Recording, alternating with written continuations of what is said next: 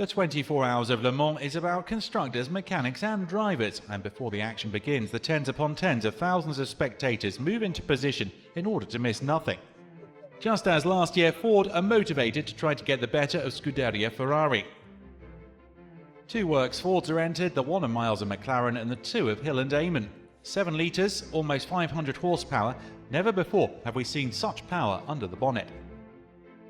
Up against the Americans, Ferrari are major favourites. They're here aiming for a 6th consecutive victory in the Sarthe.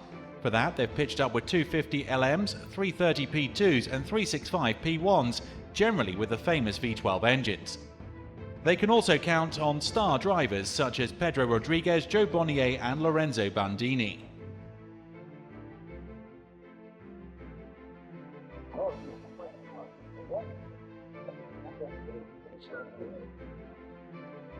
Only one Maserati takes the start, the 8 entered by Colonel John Simone, the official exclusive importer of the brand. It's a miracle it's here, as it was put together and got up to speed in only 35 days. This year, Alpine Renault again represents French construction, and the 33rd edition sees the presence of French state TV and radio ORTF. The crowd, encouraged by the lovely weather, invade the circuit. The best spots are right opposite the pits, and the cars and drivers are starting to be placed for the traditional Le Mans start. Ford 2 of Phil Hill and Chris Eamon is on pole thanks to a lap at an average of 227 km an hour. 24 hours before the winners, French champions do a lap of honour like skier Marielle Gratchel here at this great event. Just like at the start of the 100 metres dash, the drivers are ready. Away they go. Monsieur Maurice Herzog, the Undersecretary for Sport and Youth, has given the start of the 33rd edition of the 24 Hours of Le Mans. The 51 competitors move into action, and the Fords have made the best start here, the 2 in front of the 7 and the 1.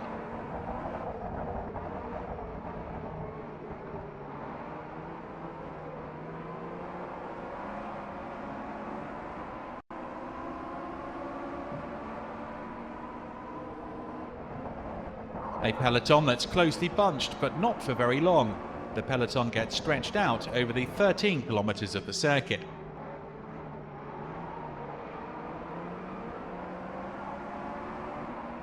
The first time through Mulsanne, 2 Fords still lead, that of McLaren and Miles, ahead of the 2 of Eamon and Hill. Third now filled by the Ferrari 20 of Parks and Guichet that managed to get the better of the Ford GT40 number 7.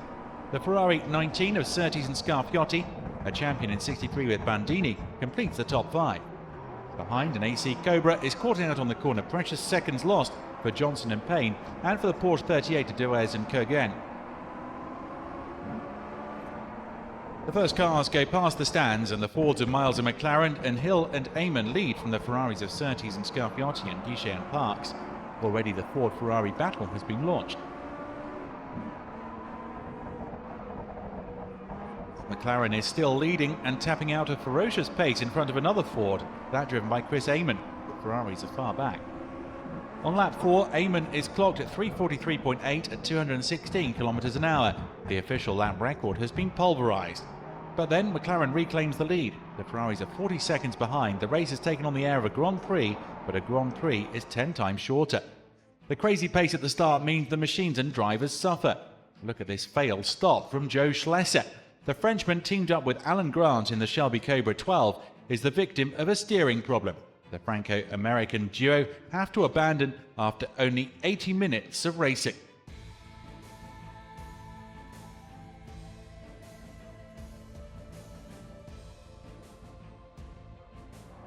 At the front, the Fords continue to power on. The Ferraris are bunched together, waiting to make the most of any mishaps for the formidable American cars. On the long Unaudière straight, the quickest go at 300 km an hour, almost 80 metres a second. McLaren beats the lap record at 219 km an hour. The pace imposed by the leading Fords is incredible. The cars really suffer, and the Elva BMW will have to abandon. Different circumstances, identical consequences. Teodoro Zeccoli is into the Le Mans sand and will go no further.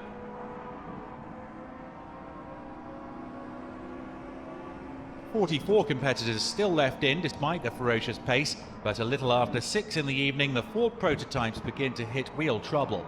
Amon spends a long time in the pits, Bondurant abandons, McLaren too. It's carnage.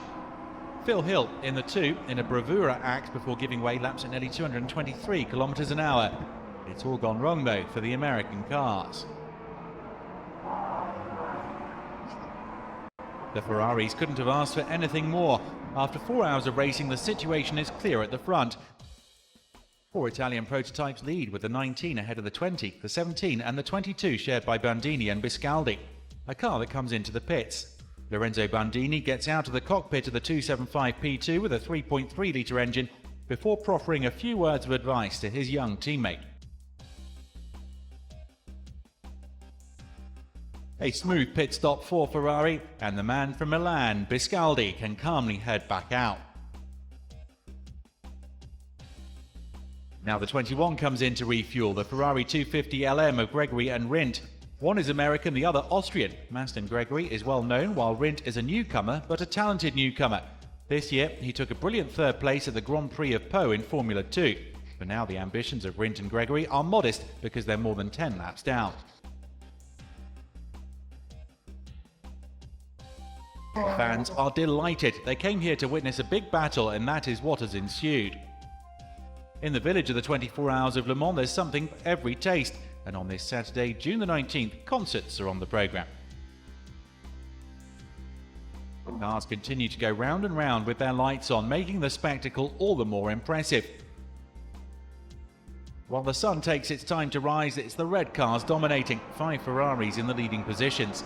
The average speed has gone down a lot, but is still more than 196 kilometers an hour. The Ferrari 26 of Dumais and Gosselin lead, but the 21 is pushing hard, too hard in fact. Gregory and Rindt are 2 laps down, the win hasn't been decided yet. One thing is sure though, Ferrari and the history of the 24 Hours of Le Mans are inextricably linked. The Scuderia heading for an 8th success in the Sarthe. The Porsche of Koch and Fischbacher does surprisingly well, 6th on distance and 1st in the GT 2-litre category. There are only 16 cars left. It's such a tough race, but some are doing extremely well, like the Porsche 32, 5th overall.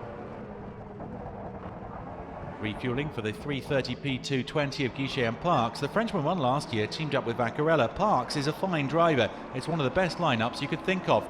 But they can only do what their machines allow them to do, and their machine has let them down. Reduced to a single gear, 5th, they have to drop out with only an hour left to hold on. Last refueling for young Pedro Rodriguez, who will succeed in his aim of finishing the 24 Hours of Le Mans.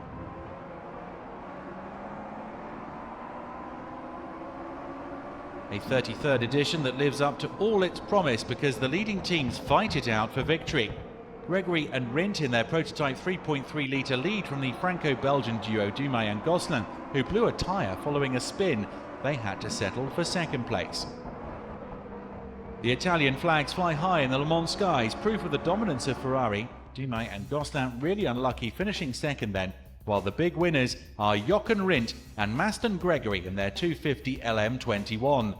It was uncertain right down to the last minute, but this time there would be no bad surprises for the North American racing team, as they won the 33rd edition of the 24 Hours of Le Mans.